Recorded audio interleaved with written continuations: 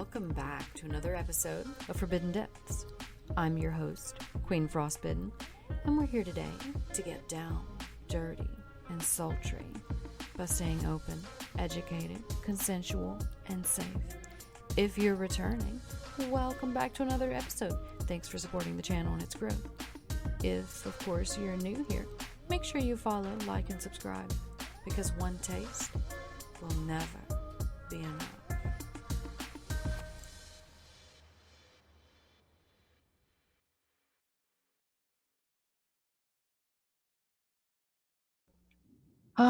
Thank you so much for joining us on another episode of Forbidden Depths. Today we have an amazing, beautiful switch. I'm going to let her introduce herself to you. Hi, I'm Petty Betty Bratt. Gorgeous, isn't she? She's gorgeous. And if you're listening to the audio only, you're missing out. You can go ahead, hop on over to Twitter, give her a follow. It's at Petty Betty Bratt. That's PettyBettybrat. Now, Betty, kind of tell me how you determined that you were a switch.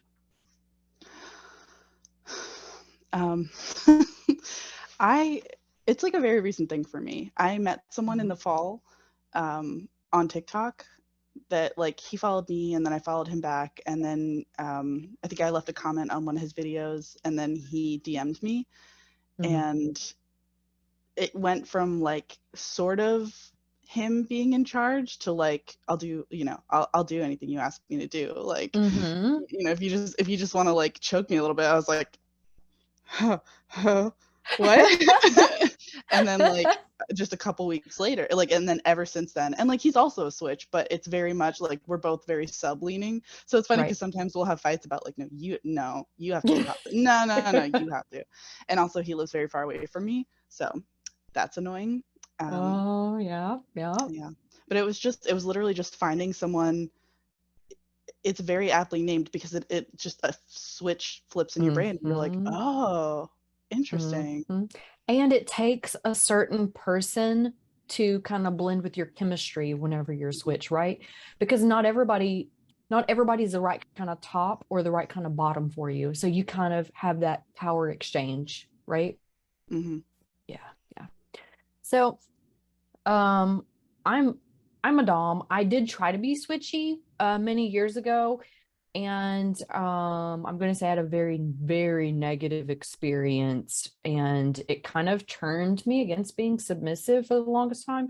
And I was like born dominant. I had like even as a little kid, I was always the one in charge of everything. So I guess I was always leading that role, and I'm not comfortable playing submissive because somebody tries to like give me some kind of orders and I want to like punch them in the face. So I have a problem with that, but I appreciate and love switches.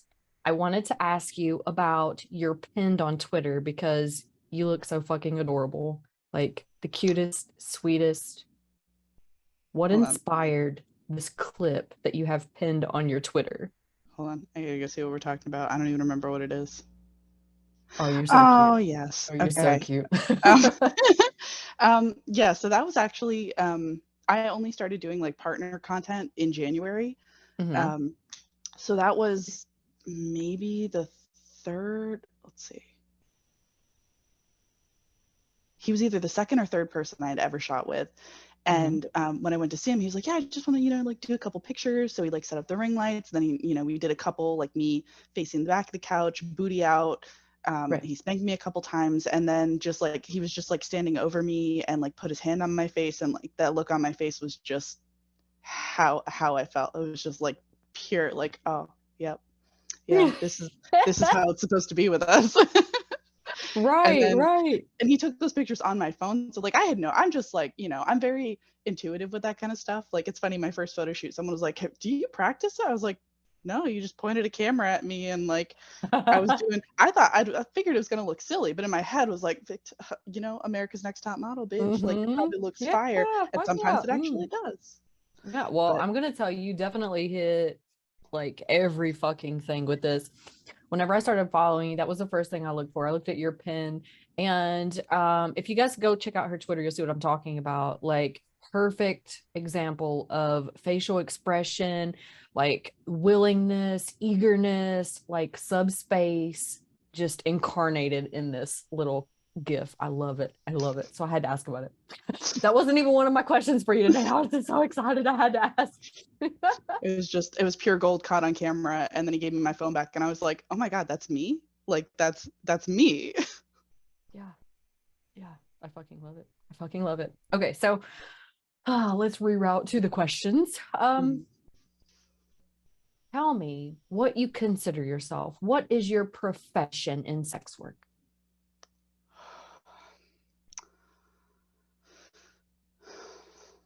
That's a Loaded hard question. Because it's like, I don't know, like, I guess I just content creator is really, because I've like looked into stuff like escorting. I don't like calling it porn. Like when I told my sister knew about this for a while, and she thought it was just like photography, and I was like, no, I'm like on camera. She's like full porn. I was like, I don't really call it that anymore. That brings to mind like shag rugs, 1970s, like bad hair kind of stuff. But yeah, okay, you say I'm doing porn if it makes you, that helps you connect with it. Yeah, probably just content creator, because it's hard for me. Like, I'm still kind of feeling it out.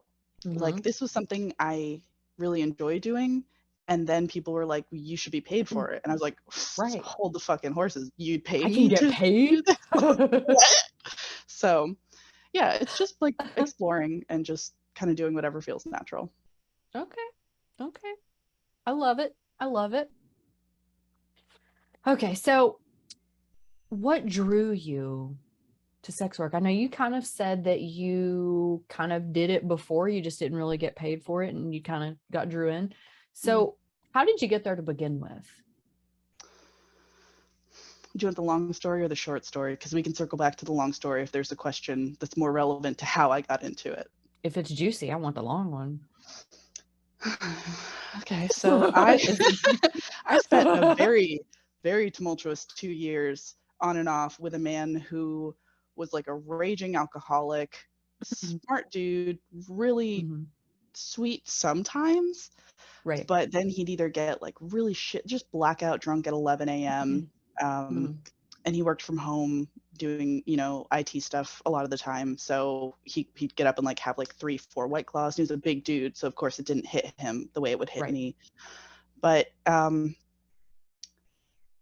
consider it a toxic relationship because I'm not really comfortable labeling it abuse. It definitely wasn't supportive. It wasn't kind. None of the stuff he said to me or the way he treated me was how I would want to be treated. Right. I just didn't really know. I kind of ended up in like survival mode at the time, where I was like, just if I could just make him happy, then this will get better. And like, he'll see that I have stuff to offer. And eventually went no contact with him, and kind of got involved with Kink Talk. And then from there found someone that I followed to NSFW Twitter, and then ditched their ass because they piece of trash.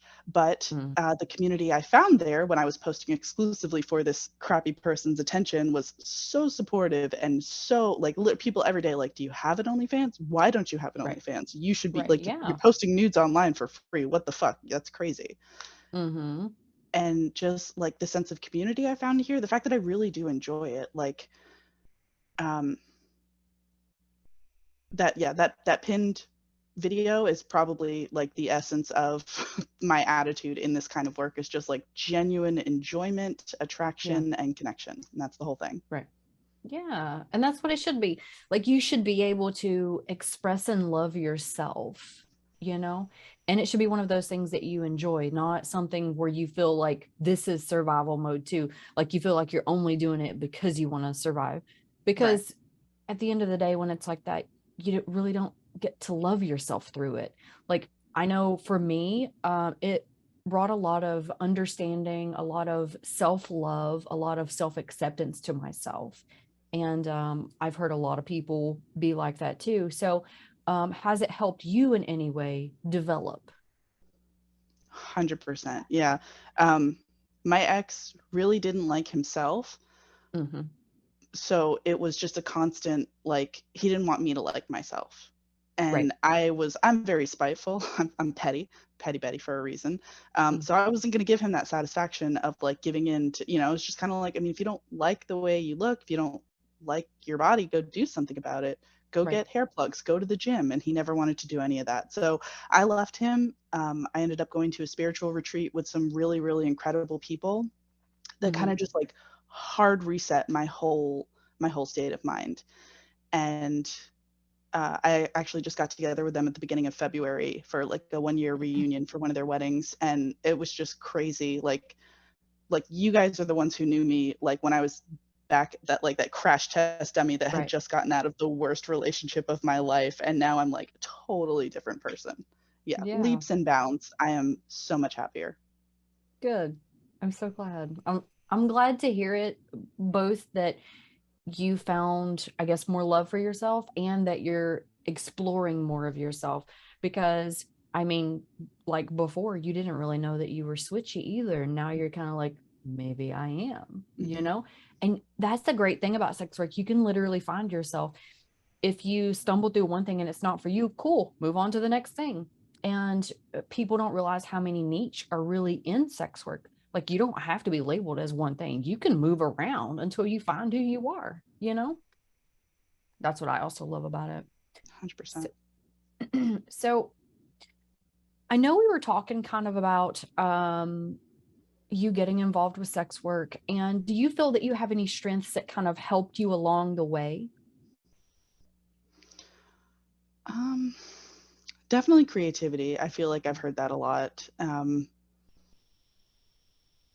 I grew up with undiagnosed ADHD and like Mhm. sucked as a kid, but now it's a strength. Now I can say that. Yes. Yes. And yeah, creativity and the fact that I do enjoy this. I really do enjoy this. Love for it. The passion, that's one thing about it for me too. Like, I don't really feel like I'm working all the time. Like, yeah, I'm working, I'm busting my ass, but I enjoy it more because I like it. Mhm. It's not one of those like 9 to 5s where I feel like I'm punching a clock. I really don't want to be here. I would rather be doing anything else, like anything, like washing dishes and doing laundry is more exciting. You know what I mean? So, sex work definitely plays on that. So, I know you were kind of talking about with a 9 to 5 and kind of doing this on the side and stuff. So, what's the difference to you between a 9 to 5 and the sex work that you do on the side? Um, it's freedom. First and Mm, foremost, it's just freedom. yeah. Um, I work a 9 to 5 right now in an industry that I absolutely despise, Hmm. but I like the company that I work for. So it's kind of like best case scenario. Right. It is really stressful and yeah, it's what I have to be doing versus what I want to be doing. I sit in my Yeah. office 8 hours a day, editing stuff on the side, posting stuff on the side, having friends who are in their early 20s texting me at like, 10 a.m. I'm like, hey, what are you doing? I'm like, bitch, I'm at work. I got bills. What do you mean? What am I doing? You know I'm Right. busy. Like the FOMO is insane because I'm like, yeah, I super wish I could be out there fucking people. Like just Right. have sex, eat, sleep, repeat. That's what I want my life to be. But until I'm like financially stable enough with this work, I can't do that. Yes, yes, 100%. And I feel like in order to be successful and be able to make it a full-time thing, it's not one of those, oh, I can just invest 6 months and then I'm going to blow up, be the biggest model ever. People don't realize that it's like anything else, it's an investment. And some people, I've seen them work for 15 years before they can have something that's steady and consistent and they solely make money with that. Like I know people that do in real life that have literally been doing it 20 years and they still have a job, like a regular 9 to 5. Like kudos to those people because let me tell you, it is fucking hard. One, They work their ass off for 2. You have no time for yourself. The only time for yourself is that sex work that you do, because there's only so many hours in the day, you know? So Very much anybody so. that's listening, if you don't have a giant platform, or if you're just starting out, don't be discouraged, because your first month you can make like $1,000, and then it take you like a year before you make that again, or 2 years before you make that again. It's Mhm. one of those things where as soon as you start out, you're kind of a new face and everybody's like, "Ooh, I want that." And then it kind of dies off a little bit. And then you got to wait and build yourself up, because you're your brand, right? So you have to grow that brand. And in order for more people to see you, you have to advertise, which a lot of people don't understand. But it is grind. Like, you feel like you grind all the time, don't you?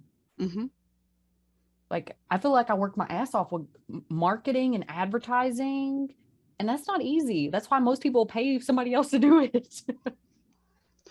And I've been very lucky that like recently I feel so I'm like, you know, I had that initial like a bunch of people followed me from TikTok. I had like 8K before my first account got banned, and then like kind of a drop off. And then I'm like, I feel like I'm like just kind of cresting that first hill on the roller coaster where like I'm starting to pick up momentum. I'm like making some really cool friends who are sharing me on their platforms. Yeah, hell yeah. And it's it feels good because it's I mean, you know, I have a friend of a friend who has celebrated their 2 months on Twitter with 12,000, and you know was just like, I'm so happy for you. So Yeah, like I am happy for them, but right. at the same time it's like I've been doing this shit for a year, and Yeah. it's just like looking at like I post stuff like that, and just like Yes. you can't compare yourself. Don't compare yourself to the Exactly. way anyone else is doing it, because your circumstances are different, your resources are different, your niche Yep. is different. Just because Yes. someone has a different body type, audience, etc., like they work part-time, I work full-time, automatically right there is just I'm not going to be able to Yes. like be out fucking people every day on camera. 100%. It's just And you have to look to see what you got going on to the day. Like, how much mhm, can you invest? How many contacts do you have? What does your network look like? Because I'm going to tell you that a lot of these people that have giant followings, they have connections with somebody. They have some kind of connection with someone who's helped them along the way. Because nobody blows up, nobody has a Twitter for 2 months and blows the fuck up like that. Like, they've already got contacts somewhere. That's like, oh my goodness, let me tell you, I was so disgusted with whenever COVID happened and everybody's like, "Oh, I'm going to jump into OnlyFans. I'm going to make me a shit ton of money." Woo.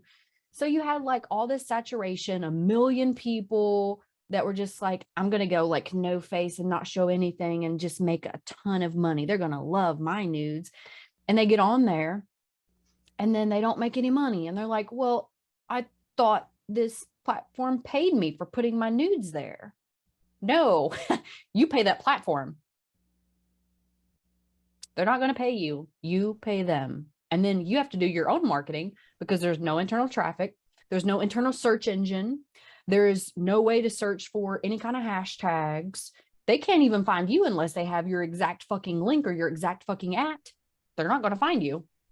So I'll tell you this one really quick story. I had this lady message me. She was one of the people I used to go to school with. She messaged me and she's like, "I've had my account on OnlyFans open for 2 months and I haven't had anybody subscribe. Will you please go subscribe to mine, be my first subscriber? And I will have you know, this individual never supported me in any of my work. She never messaged me to be like, oh, girl power, or just what the fuck ever. Like, oh, be yourself, you know? She was one of those people that stayed in the back because she didn't want people talking about her if she stood up for somebody. I understand it. I do. But at the same time, how are you going to come to me and be like, oh, well, and she asked me to advertise for her too. Like, no, no, because people like that don't understand the grind. They don't understand the work that we put in. They think that they just go put their stuff there and then somebody else does all the work for them. I wish it was that way, because you and I'd be blowing the fuck up. As much effort as we put in, we'd be blowing the fuck up. mhm. So it's one of those things. I feel like we work so much more than people give us credit for. And I guess it was one of those things where I just wanted to be like, whenever I get mine, I want it to be because I earned it. I don't want it to be because somebody else handed it to me kind of situations, you know? Mhm. But I'm also a stubborn motherfucker. So I guess, you know, Petty Betty, Mhm. frostbitten. I guess we kind of, you know. Right there. So I get it.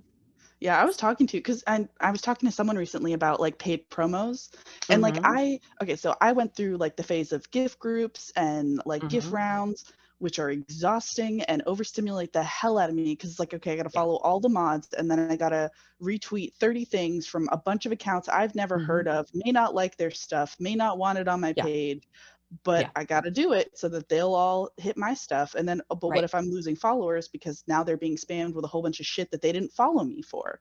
Yes. So I went from that to like promo threads, like was it like Women of OnlyFans, Cookie Hmm. Jar, stuff like that, where it'll just be like, you know, it's Titty Tuesday, and you post a Right. picture of your boobies, and you might get like 4 follow. And I was like, that is so much more my speed because Yeah. I'm not trying to like pay for. If I had something that I was like really excited about, like a video that I knew was going to do well, if it just hit the right vein, I might Right. consider like a paid promo. But Yeah. just for my existence, I would much rather like, you know, low and slow. I'm building my audience. I'm just helping them find me. I'm collabing with Yeah. people And that it's real I vibe with. connections. Right, right. Yeah. I It's have not like those bot accounts where they just like spam following people and mhm, shit, you know? And I'm going to tell you, back whenever I first started, I did fall into the paid promo trap. I was like, this is awesome. People actually do this. And I ended up paying, it was, I think it was $100. It was either 80 or $100. And I got 4 followers. I was like, I'm never doing that again. yeah.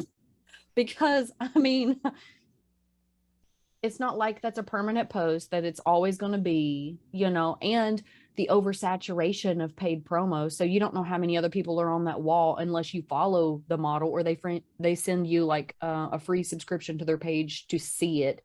Mhm. And who's to say that every model's honest? Because let's face it, not everyone is.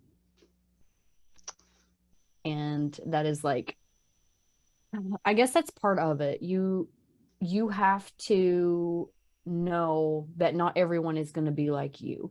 Like I wish everyone was. I wish everyone was like super supportive and super good and super giving, but unfortunately, like anything else in life, that's not how it is. Just like at a 9 to 5, you know, there are some people that you have to clean up after. I was always the fixer at every place of employment I had. I was always cleaning up after somebody else. And that gets tiring. It's the same situation. And I mean, you're going to clean up after other people too, but at least you can do it operating your business. So if you, like we were talking about just a moment ago, if you don't fucking like it, then bye. You can step away. Like if you are in one of those retweet groups and you don't like it, be like, I'm going to see myself out. Thanks for the opportunity. And just go, you Yeah. know? You can't really do that if you're at a 9 to 5 unless you like want fired. Like, oh no, I'm not cleaning up after that person. They're gonna be like, that's part of your job. So not exciting. So I know you said that you had kind of been doing your work for a while now. Exactly how long were you doing it before you got into being a professional content creator? And about how long do you have under your belt for that? I'm gonna not count the few times I dipped my toe into like Findom when I was in my like early 20s. I fell into that Mhm. trap of like, you know, that they all do. Like you get the girls like Yeah, fresh out of college and they're like, oh, be mean to men and get paid. And then it's just like, no, honey, there's yeah, hundreds of thousands of other girls who, yeah, no, yeah. that's, and it's also, it's so much more than just like, I'm mean to you, you pay me. It's an actual sub-dom relationship and it needs to be treated Yes. as such. But Yes. Oh my good. I'm so glad that you know that because there are so many people that don't know that. It's a oh yeah. struggle trying to explain it. Yeah. And it's not sustainable. Even like I tried sugar dating. So I guess Hmm. if we're considering that, let's see. I opened my OnlyFans in like November-ish. Hmm. What year is it now? It's 2023. Hmm. We're in March So 2023. Okay, it feels like it's been forever, but it's been like maybe 8 months. Mm-hmm. I had never really done anything like, I started making like TikToks, and then from Right. there I went to Twitter, but I wasn't like, I was doing like only solo stuff. Like I said, I shot my first Mm-hmm. partner scene in January with a good friend, and it's just like Yeah. taken off from there. So like Yeah. all told, probably about a year. But Nice. a lot of time thinking about it, and like it's so funny in every scene. I ate a woman out for the first time like 2 weeks ago. Mm-hmm. Didn't tell them. Um, and like afterward was like, real talk though, how was that? She was like, good. I was like, good, because that was my first time. And it's like there's so much stuff that people are like, oh, have you done that? I'm like, no, I've never done any of this. Like I'm fresh little kink baby. Like there's I want to try everything. I want to try almost everything. I'm gonna put that disclaimer on it. Okay. There are a couple Yeah, things I yeah, I don't would want say to try, almost. I would definitely throw that in there. but it's just, I mean, That's there's so much I haven't done, and every time someone asks me, I'm just like, no. I'm not ashamed. I'm not afraid to admit it I'm anymore. ready Because to I'm like, go. yeah, let's do it. Tie me up, hit me. I Let's don't do it. care. Let's do it. Oh, I fucking love it. I love it. So I know we were kind of talking about the relationship that you got out of, and then you kind of got into the friends that helped you kind of level out and get on track with your life. Do you still have those in your life? Are they still part of your support system? And do you have anyone outside of sex work that is your support system? Yeah, so I call them my soul squad because Okay. we uh, we all met through a singer-songwriter we really like who became a life coach. Hmm. And I just remember like I kind of knew she had been working on this project with like some other people, but then I like just saw it advertised and it was like, we're gonna go to Tulum for about a week and with a bunch of incredible other like women, female presenting people and Hmm. just learn about connection and desire. And it just kind of like hit me though, like, oh, I don't know what I desire. I don't really know Yeah. what connection feels like. And so after that experience, yeah, I do. I call them my soul squad. We were together for my 29th birthday and then technically together for my 30th birthday this year. It was a Hmm. couple days off, but it's close enough. So like, um, and then I have, my whole family, well, mostly my whole family knows. I told my sister Hmm. before I told my mother, but I did eventually tell my mother. And while she, is like a little bit of a more like old wave feminist, doesn't really Right. get it.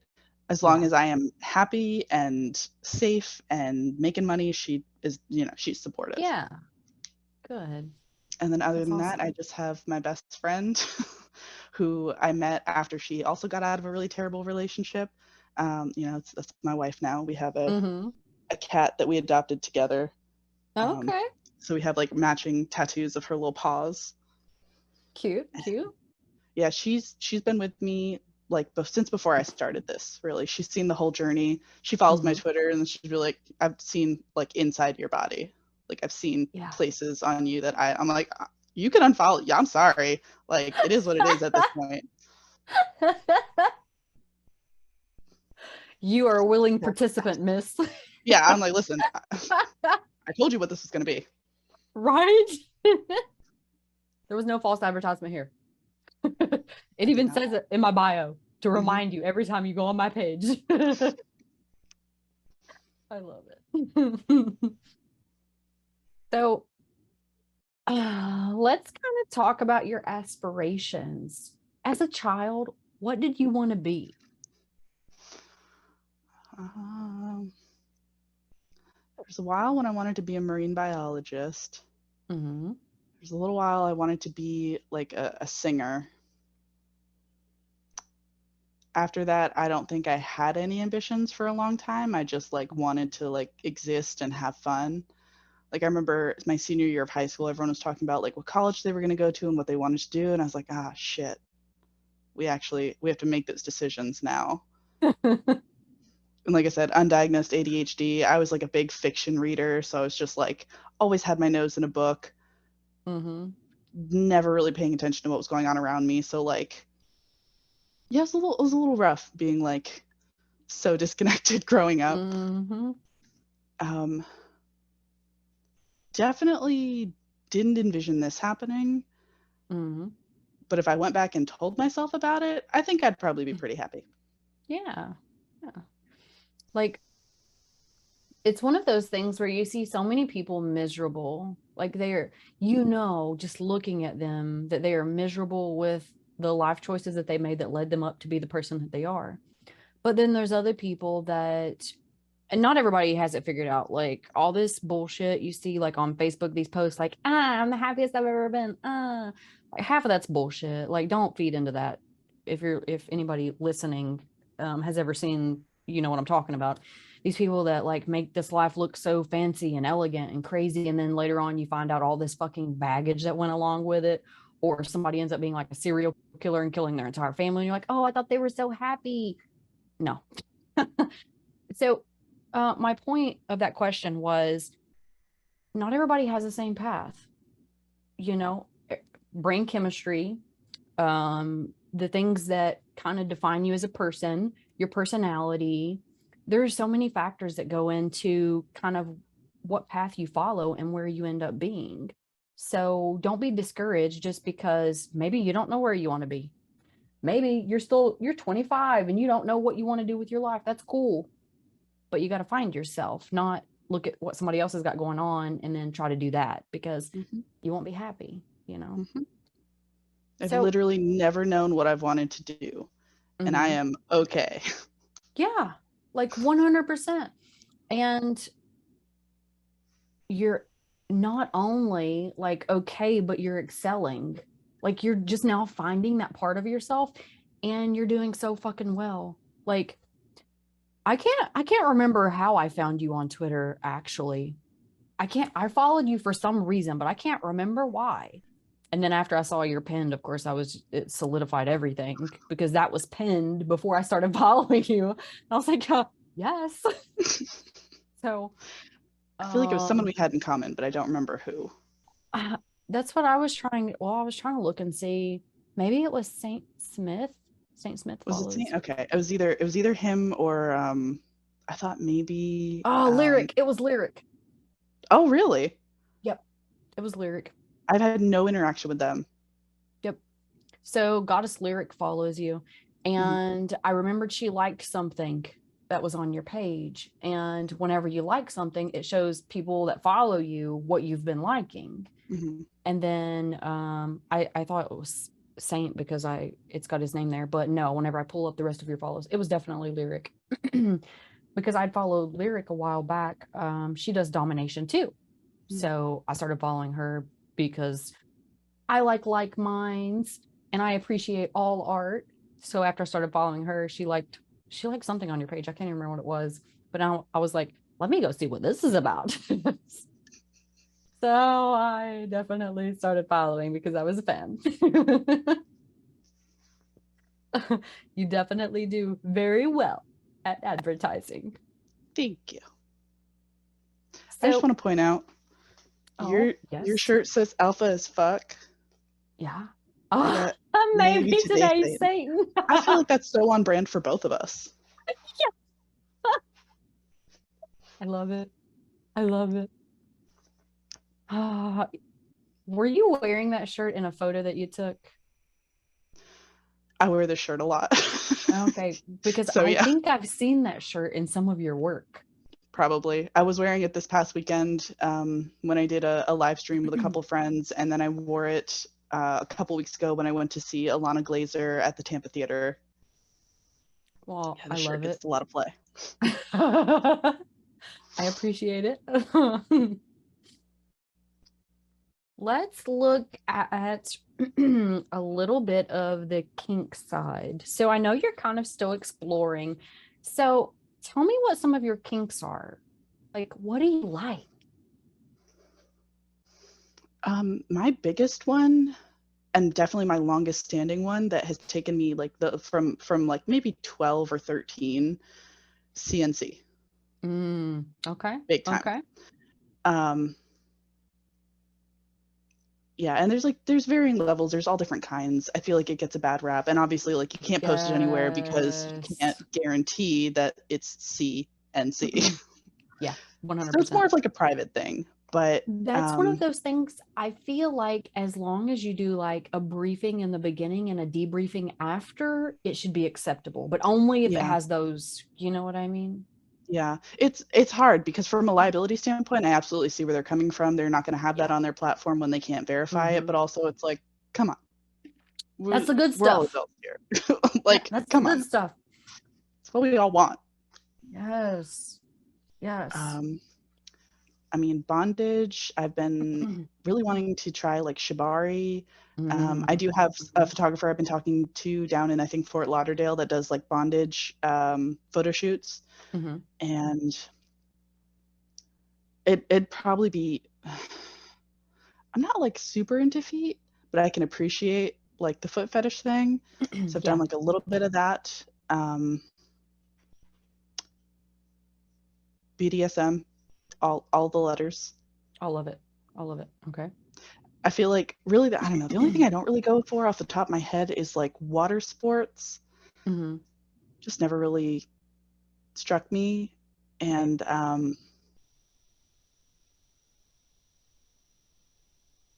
I like pet play, but I draw the line at furries. Okay. So it's like a personal thing. Yeah. Yeah, that's really all I can think of so far. Okay. Okay. Very, very wide, very broad, very Actually, open to new things. what's funny is so I definitely like the like um big little daddy little girl whatever that kind of thing. Hmm. I'm all for that, but I don't do age play the way that like my best friend is very much like I'm a baby. I'm Hmm. I want to color like she like very much leans into and like we've talked about that because I was like I don't know what it is.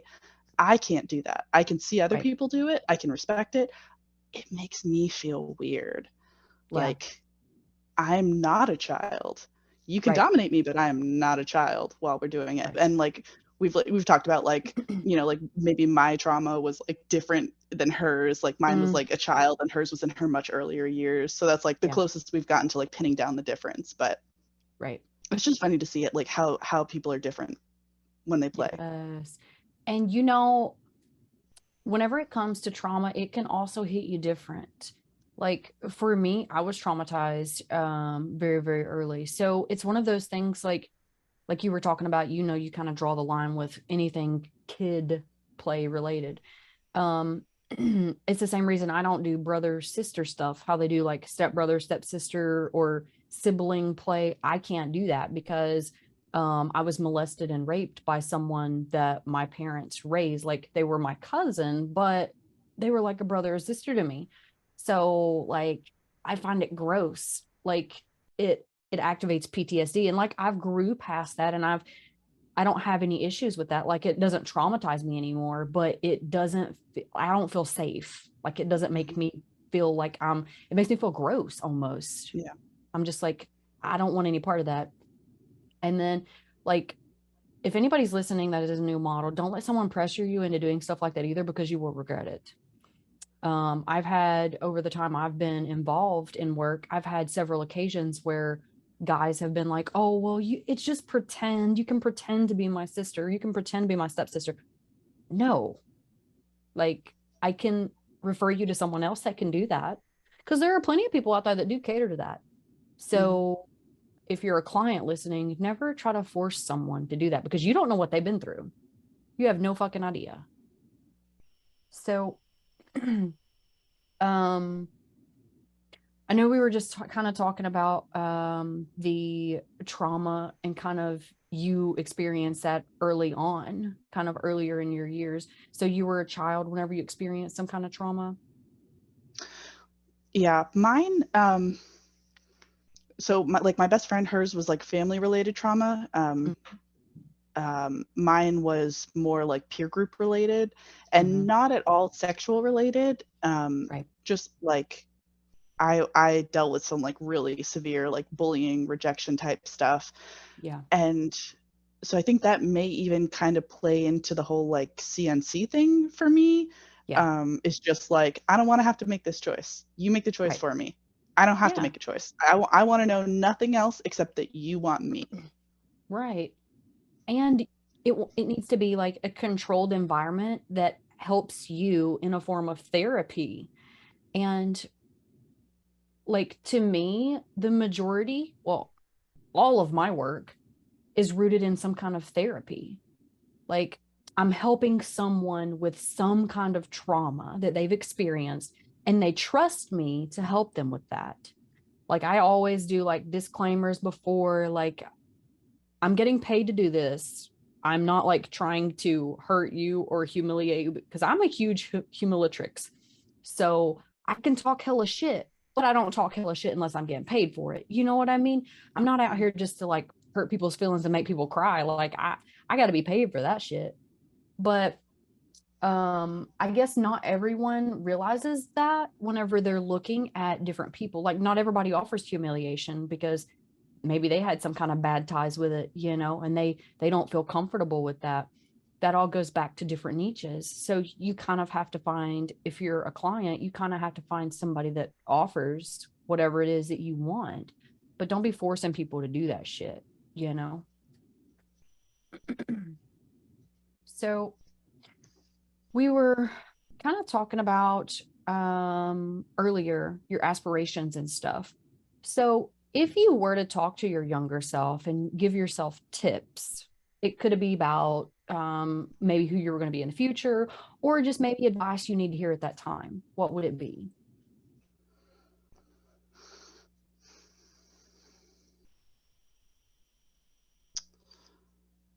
How far back are we going? As far as you want to go. Some part where you feel like you need advice, that you wish you could reach out and give this advice to yourself at that time.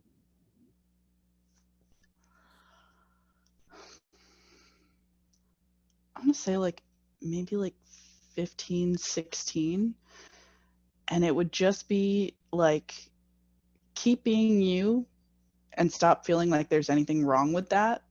Because I remember being in high school and like hearing about the people who like peaked in high school and like all the memes. I was like, these are the best years of your lives. I was like, I fucking hate this. This better not be the best. Yeah. Holy shit. Yeah. This is it. Like, we've We got been some alive hell. for 16 years, guys, and not even really alive for most of that. Like, that's sad. And Yeah. so, yeah, just keep being you. Don't feel like there's anything wrong with it, and try to be less ashamed of it, because I really did admire. There were people around me that, like, my friends were very much more so themselves. And I think I, as like a rubber band effect after that, like, rejection trauma in my childhood, Right. was like, I'm just going to read my books. I'm just going to keep, I had like 2 friends in high school because like we moved around a lot, and I was just like, cool, I get along with that person. And I like never, I didn't resent that. It was just kind of like, I didn't really fully realize that it was like, oh, this is me coping with like that rejection. Right.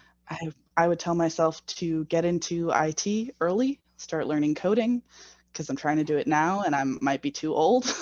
No, you are never too old. So I do have to ask, are you going to be front end, back end, full stack?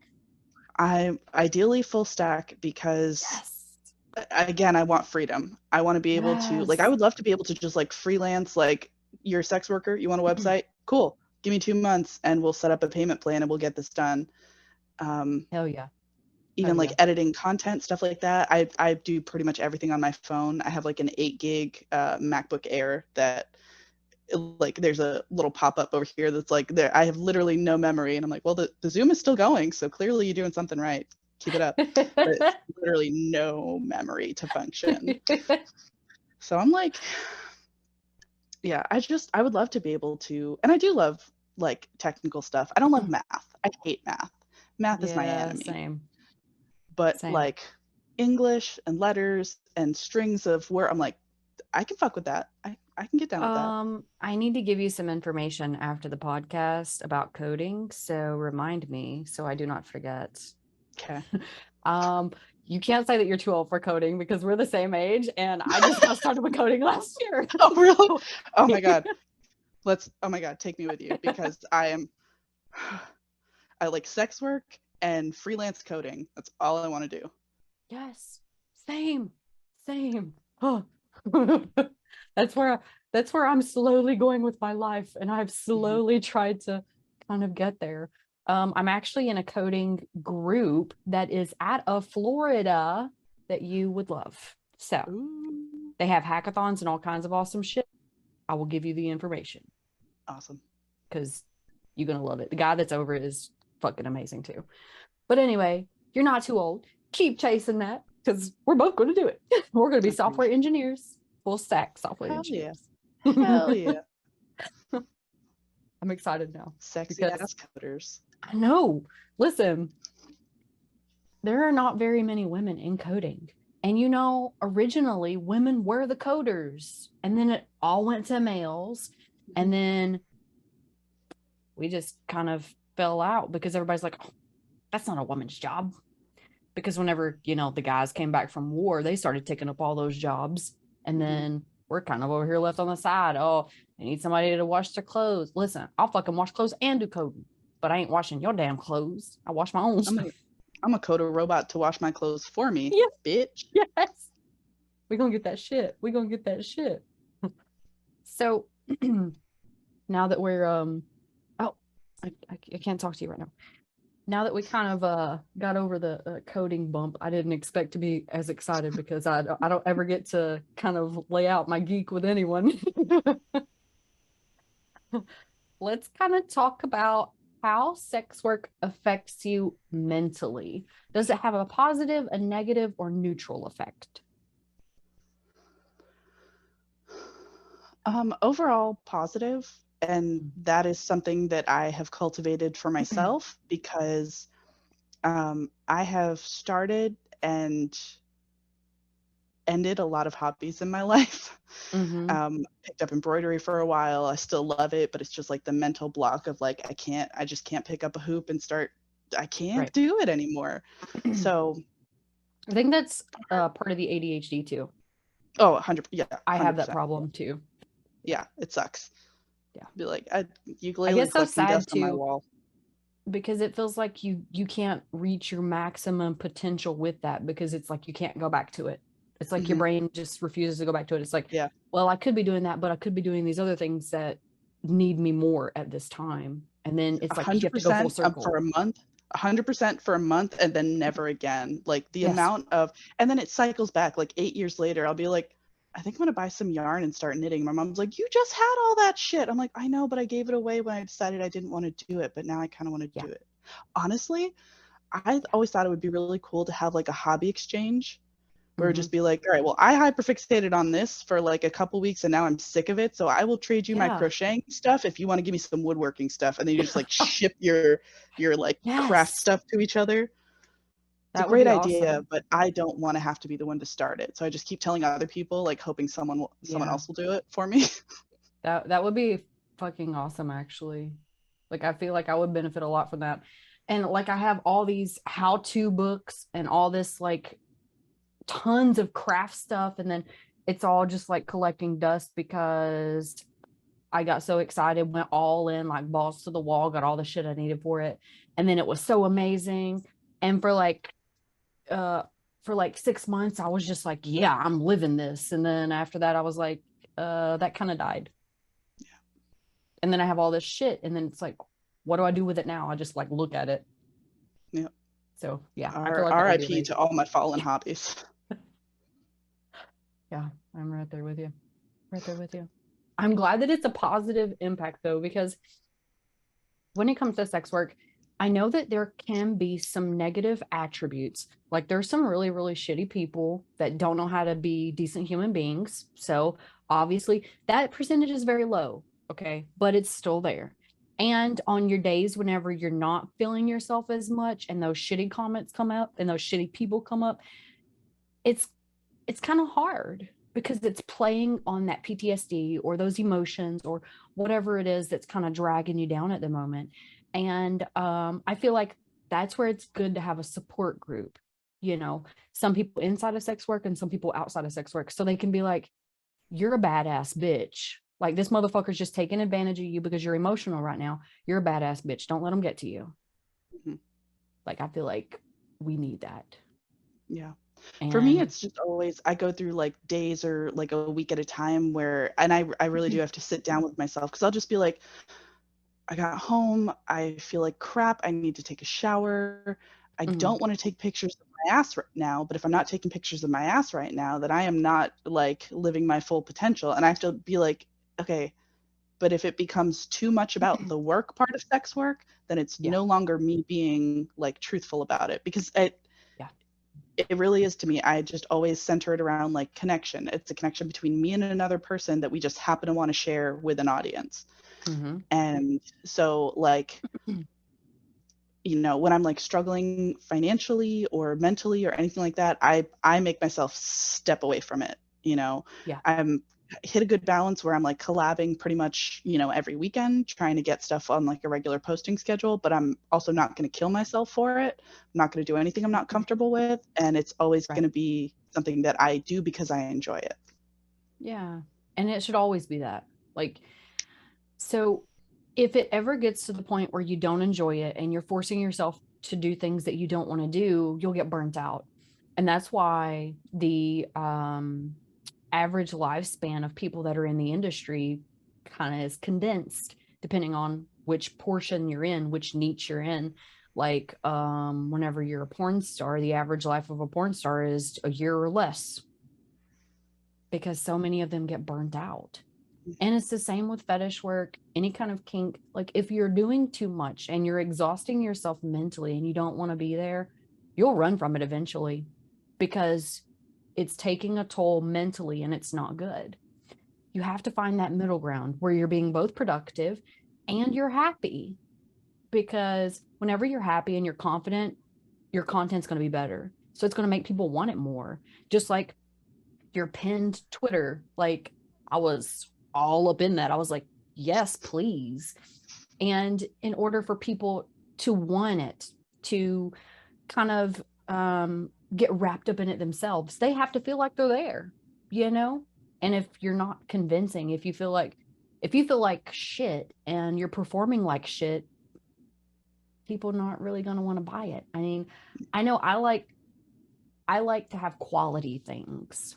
I like to know somebody's enjoying it because that helps me enjoy it. You know what I mean? So that's my 2 cents. Don't burn yourself out if you're listening and you're new to Yeah, this. 100%. Step away if you need to.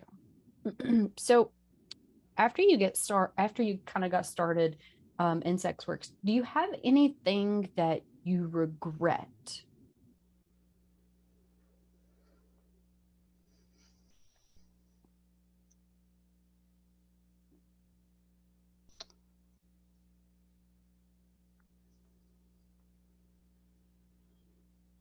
Not really. I mean, I'm thinking about it, and like I said, I had dabbled in this a couple times before and never really been ready to dive into it. And I finally Right. just hit a point where I was like, I got nothing to lose.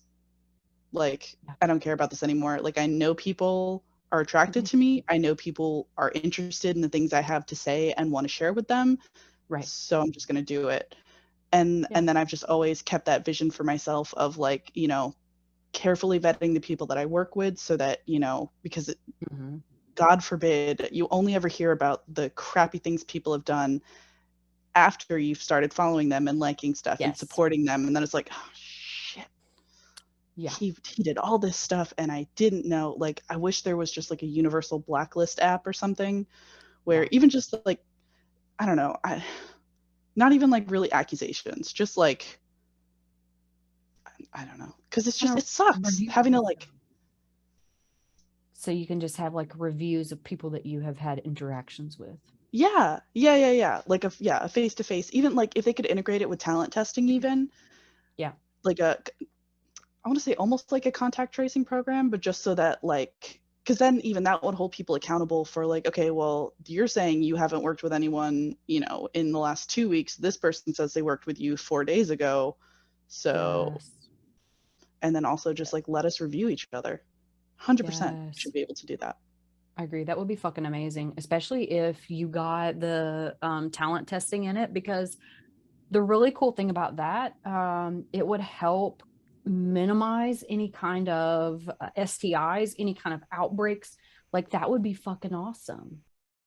Especially with like this crazy bullshit that went on a little while back with all of the, people getting all these STIs and stuff and spreading them around everybody else, and they had to shut down the fucking whole industry for a while. And like that was fucking crazy.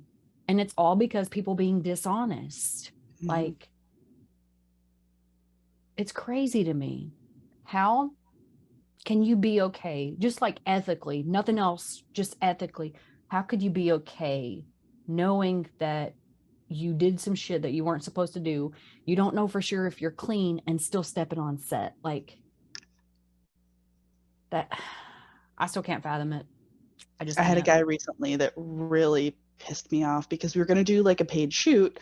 I was going to have him come to my place because sometimes I shoot, out of my home when it's someone that I'm comfortable with. Right. And like one of the last things, we had set a time, a day, a price, and all that, and was like, cool. So here's my test results. Can I see yours? And he was like, oh, it's been a while since I got tested. I don't actually know how to like access those results. I'm clean. I was like, you should be able to call whatever provider you went to. They should be able to give you a copy of those results. Yeah. I'm clean just isn't, I was like, sorry, that's not really good enough. I can't shoot with you if you can't prove that you don't have anything. And then he was like, oh, okay, well, yeah, I guess I'll go try and get a fresh test. What kind of test should I get? I was like, so this guy literally, he sounds like he never had tests done before. And I answered the question just because I was like, I'm like, we've all been there. We've all, you kind of hit the door running, and then you're like, shit, people are using all these words, and I don't testing. And so I was like, so talent testing, gold standard panels, kind of the industry standard. We do that about every 2 weeks. I was like, oh, cool. And then I was like, in light of this, I'm not going to be shooting with you. Thank you for, Right. But it's just like, you got to ask these questions. You got to like, before you just, because it's like playing with someone's whole life. Like some of the stuff could kill people if they don't know about it. Yes. Especially if there's some kind of underlying issue. Maybe it doesn't kill you, but maybe it could kill them.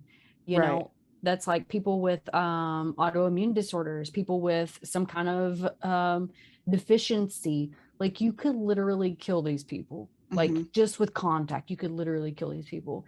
And it's okay if you don't know that stuff. It's okay to be like, well, I don't really know what I'm doing. Can you kind of tell me?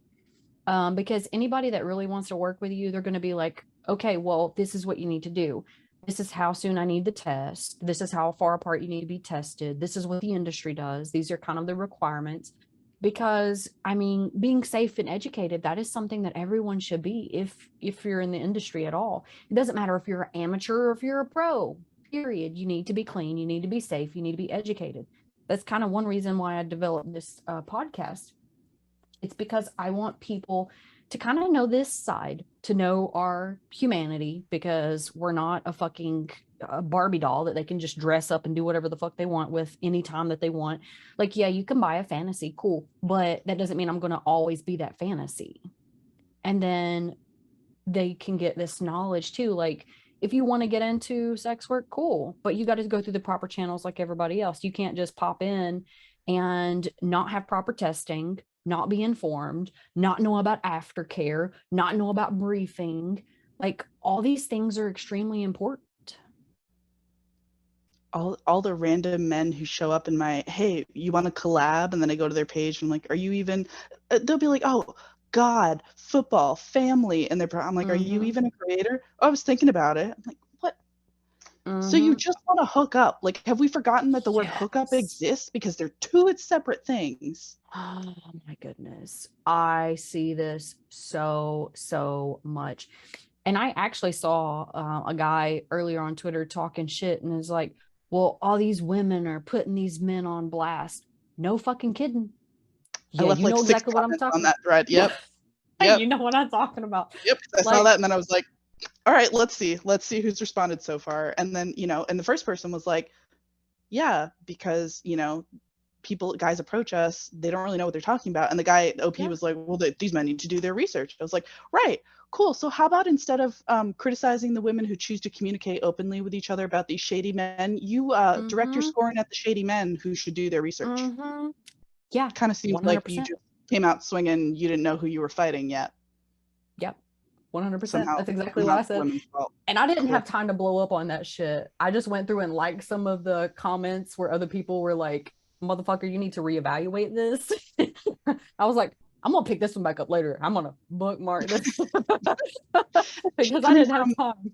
Like an aspiring porn star, I was like, bro, you gotta check the attitude, because this is telling us everything we need to know. Like, okay, cool. Would never work with you, so aspire all you want. Yep. You're letting women know that you already chose a side before you knew what was involved. You're saying that you're going to choose the man's side regardless of whether he is clean, tested, educated, an actual creator. Like most women aren't going to come out and try to shit all over somebody. Like if it is an interaction with someone that is worth having an interaction with, yeah, maybe they do want to do a collab. Maybe they'll tell you, hey, I'll do the collab, but for this price.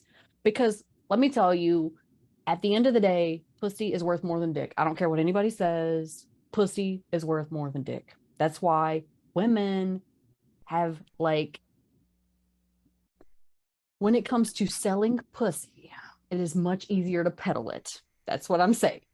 Because at the end of the day, women are magic. Exciting. Yeah, dick's not women all that exciting. Like, yeah, dick can be pretty, but most of the time, you know, if it's compared to pussy, it's gonna make more money. Pussy's gonna make more money.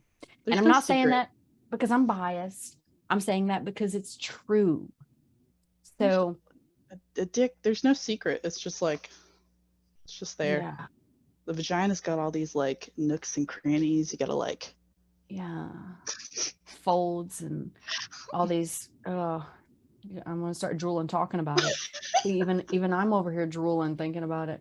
So my point is, people like that like to jump the gun and just talk hella shit, and they don't like to be informed and educated because, one, they're probably just pandering to other men, and they're like, yeah, bro, you were so right. No, you're not right, because you just shot yourself in the foot with the majority of women that could potentially want to collab with you, because they're like, oh, well, this guy, he's like promoting rape culture. Because if this random dude is like, yeah, I'm a content creator, 5 followers, like following 10,000 people, but only 5 followers, and he claims that he's this giant porn star, and he has this, like, he doesn't want to pay for it because his dick's gold. Nobody is going to want to watch this female fuck a random motherfucker that don't even know how to do shit, because he's probably going to nut like 2 seconds in anyway. Like, in all reality, these people that have like this big, shaky huge POV, like, yeah, weird angles, yeah. And it's like, nobody wants to watch that. There's a reason why you're supposed to collaborate with people on your level. So if you have 5 followers, find somebody with 5 or 10 followers and ask them to collaborate, not find somebody with 3,500 followers and be like, I know I only have 5. And some people will still collaborate with you if you're an actual model. That's not what I'm saying. I'm saying don't try to use somebody else's shit or just try to hook up with somebody, because that's what fucking Tinder's for, not the DMs on Twitter or on OnlyFans or some kind of shit. Because this is actual work to some of us, you know, not a play date where we get our dick wet. Like, this is work. And you should treat it like that, right? So many people are not professional and they don't treat it like work, and then they wonder why shit blows up in their face. I had a guy so I did like my first like produced scene with the Facial Party, who's a friend of mine, and you know, we did what you do for a porno, where it was like we came up with a scenario, we acted out the scenario, and then we posted it like it was just something that happened. And I'm so sorry to like rip the cloth off anyone's eyes that thought it was like legitimately I just messaged him out of the blue and he came over and blew a load on my face. It didn't really happen that way. I'm so sorry to be the one to tell you. It never does. Like, because you have to like know and respect someone before you just randomly treat them like a sex object. And so many of Yes. them don't want to do the first before they do the second. So I had this guy message me and he was like, I'd love to drop a load on you. And I didn't say anything. Like I check my message requests every once in a while just to see if like a Right. legit creator got caught. Didn't say anything. And then like 10 hours later, I saw it was blue again. And he was like, see, this shit doesn't work. I was like, I seen that. yeah, you No saw that fucking one? kidding, it doesn't work. Yeah, no fucking Yeah. I kidding, was it like, doesn't. oh, really? Messaging a woman you don't know with no context and none of that shit. And then I blocked him. So then he messages me from Yeah. his IG business account and was like, you don't take jokes well, do you? I was like, you're going to have to give me more context here, my guy. I don't know whether I agree with Mm-hmm. you yet. Like, what was the Right. joke? Was it actually funny? And he's like, Right. oh, because I'm like, I was pretty sure that's who it was, but I was like, yeah, I'm gonna make you work for it. Right. Tell me Yeah. what did you say that you thought was funny? Explain the joke to me. And then he got like more and more. He's like, I just fucking. Oh, and then of course it went from I'd love to drop a load on you to you're just another fat lonely whore sucking dick to make her rent money. I was like, I'm sucking dick because I love it and it happens to make me money. Yeah. I don't know where you think you've insulted me, my guy. Like Yeah. your Yeah. business is clearly in very stable, reasonable hands. God, And I hope you you know, never make content. it's like every time they don't get their way, these narcissistic, just completely insecure assholes, every time they don't get their way, it's some kind of physical insult or you suck dick for money. So what if I do? Well, what's so bad about that? I'm getting paid to suck 2 minutes dick. ago, you wanted me to suck your dick. So are Yeah. we above this or are we like wishy Yeah. washy? These men are wishy washy. Jealous, so fucking jealous and insecure. They don't know how to take no. And that, I mean, listen, I'm sure everybody has had rejection at some point in their life. And if you've had a terrible time with rejection, get therapy because you shouldn't be bleeding on other people because you have a problem. Because I'm going to tell you, sometimes people say no to collaborations just because you don't have the same style as them. It's not personal. It's it's not a good fit, and I've seen it happen a lot. Like, you don't have to collaborate with somebody just for the sake of collaborating.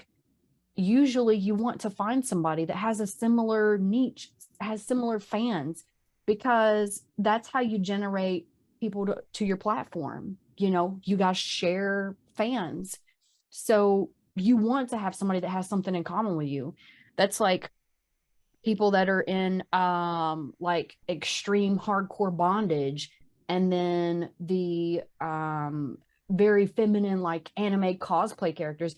You don't see those two meshing very well often, and people don't understand that there's commonality in that. So you have to find somebody that kind of does similar things that you do. Like, yeah, it's cool every now and then to go off on a limb and do the wild hair kind of thing, but the majority of the time you want somebody that's got something in common with you, right? It's literally human nature. We have evolved to look for things that are like us. So when Mhm. literal like sex, physical connection is on the table, why would you expect someone to just, oh yeah, I'll fuck you without Yeah. knowing anything about you, without thinking that they might be attracted to you? Like Mhm. everyone everyone is someone's cup of tea. You just might not be theirs, and that's Yes, fine. that's I have that's stopped completely fine. I gave a couple like no face, no content accounts a chance because they're like, oh well, I can send you some, I can send you examples. And I'm like, you shouldn't have to though. Like Right. the whole point of you messaging me as a fellow content creator, I should be able to just click on your Look on your name, wall. go to your like and face out creators, no Yeah. problem with that. The ski mask, the POV, whatever, as Yeah. long as I can get a taste of who you are and how you Right. work. And you're not If trying to not, hide yourself and be some kind of like putting shit exactly. in the dark so they can attack you and do some kind of weird Exactly. shit. Yeah, Like, like what are you safety is hiding? important. Yeah, Right. that's fucking huge. Fucking huge. And like, they should be concerned about their safety too. Like, I want to know all the information about the person that I'm going to be collaborating with, like, I'm good. I'm good. Because whenever I'm looking for somebody that I want to collaborate with or do something with, I want to make sure they have a similar style to me for many reasons. One is chemistry looks good on camera. I don't care who you are. Chemistry looks good on camera. It's going to sell better, right? So with talking about that, all of the kind of juicy stuff that we were just talking about, has sex work taught you anything?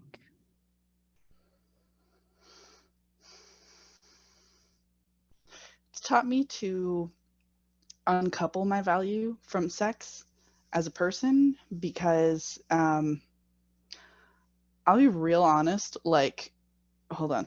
I'm gonna go get my water real quick. Okay.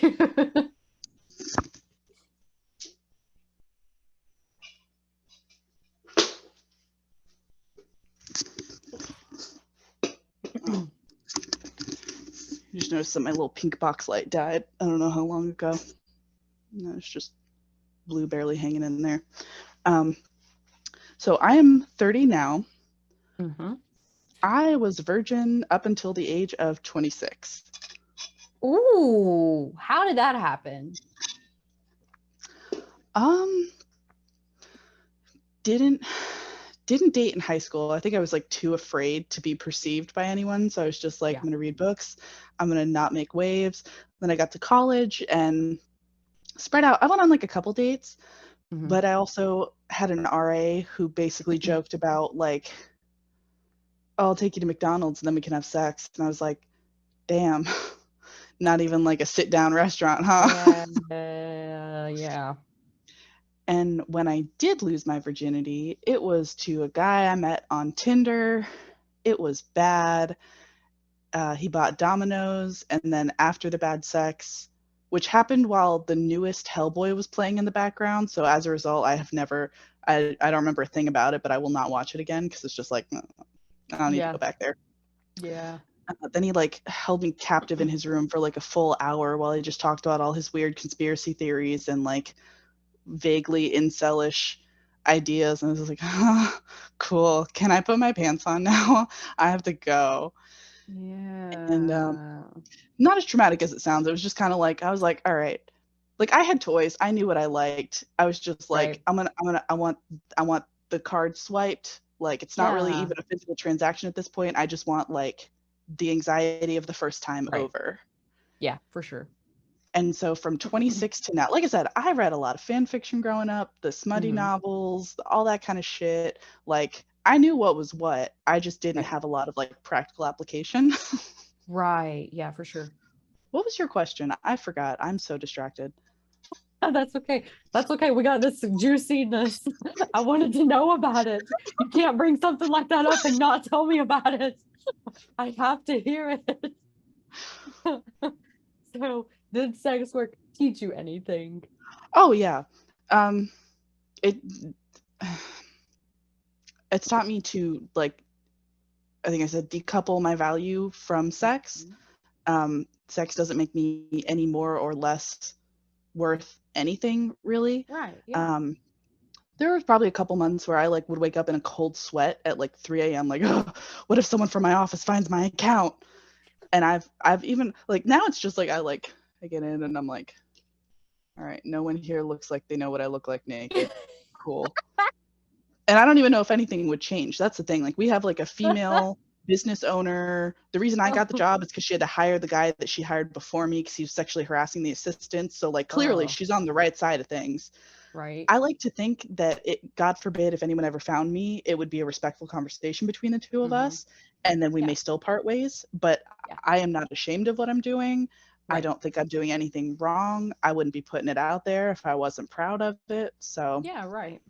100%. it's It doesn't mean taught you me have to what be I like liked. super flashy about it. Yeah. Yeah, Right. I don't use my name. I don't yeah, I took my city out of my like bio or like out of Mm-hmm. the like location on Twitter and just put it in my bio instead because I was like, oh shit, that will actually like push it out to people who are local. Yeah. And until once I don't have a vanilla job to worry about, I don't give a fuck if people know my Right. name, where you know my city. I don't Right. care about any of that. But it's just like still trying to juggle that like reasonable doubt of like, well, if it is found out, I did you know what I could to Right. kind of keep my identity secret. Right. Yeah. Yeah, for sure. Your precautions. And that's kind of something that you have to learn as you go to kind of how much information do you want to give? Because I mean, parts of you are going to come out in your work anyway, eventually, especially if you're in for an extended period of time, parts of you will slowly come out. And people that have been with you for a while, they're going to see those little tidbits of you. So you have to kind of decide how much you want to show them. Mm-hmm. I'm all out there, man. I'm balls to the wall. It's all out there hanging out.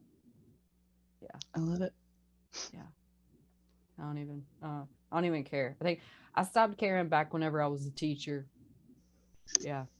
There were people I was a bus driver and a teacher, and there were people at my bus garage that were like, "Are you on Pornhub? I saw someone that looks just like you." And I was like, "Yeah, I am actually." I love that. So, yeah. Yep, that's how my work found out. One of them got curious and went to Pornhub. I don't know how they found me still to this day. I don't know. Maybe they looked up a location, because that would be the only thing that I could think of. I will say my 14-year-old nephew did come across my Instagram, which is not terribly spicy, but it's Instagram, which is owned by Facebook. Right. So it's like they push your contacts no matter what you. So even if you select not to. Specifically. Yeah. Yeah. So I had to block him, and then we haven't talked about it. My sister just texted me and was like, "Yeah, so he came out and asked what you do for work." And I was like, "Ah, shit." With like the link in the bio, like OnlyFans. I was like, "Yeah, I can't spin this. There's no way to." And I just own the shit. Be like, oh, I was fully ready to have the conversation with him. Listen, it's not something that I ever wanted you to like be aware of or see. And definitely, I told my sister, I'm like, God, make sure he doesn't have a Twitter. Don't ever let him go to Twitter or Reddit. Or at least if he gets one, go ahead and block all of your shit. Well, I'm like, yeah, just go check and make sure, because like the shit I've seen on Twitter, I know a 14-year-old boy should, God, please. Yeah, because if you know his handle, you could block him, right? Yeah, but it's just like it's like the Wild West out there. Like TikTok is enough of a thing. Instagram, yeah. I don't think a lot of the young people use TikTok, or not TikTok, Twitter, because I think most of them are on TikTok, right? I honestly don't know. I hear a lot of chatter about like people being worried about minors finding Twitter, but I was 29 before I was like, oh shit, there's porn on Twitter? Yeah. The fuck? I didn't know there was porn on Twitter until I was into sex work for like a year. I was actually I was doing in real life, and I had like an Instagram page, and that was it.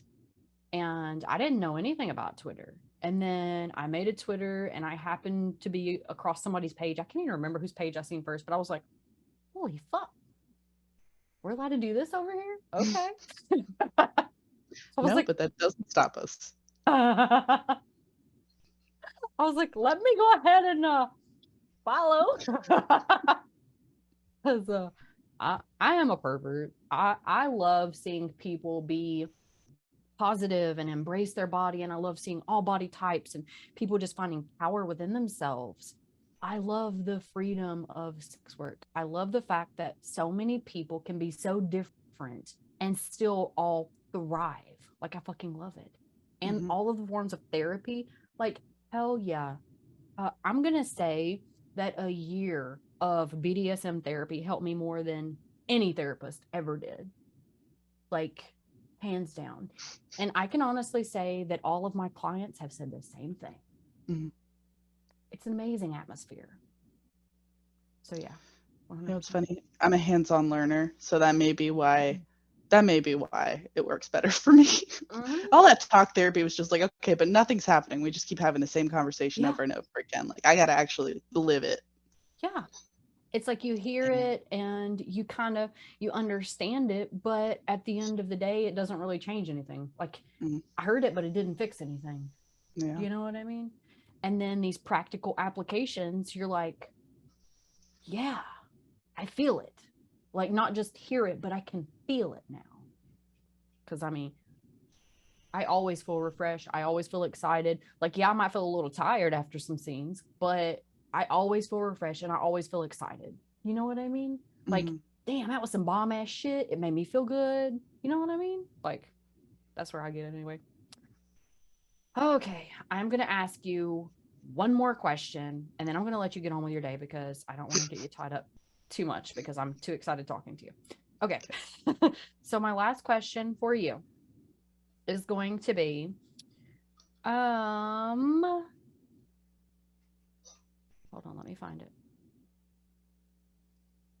If you could say something to someone struggling with desire, what advice would you give them?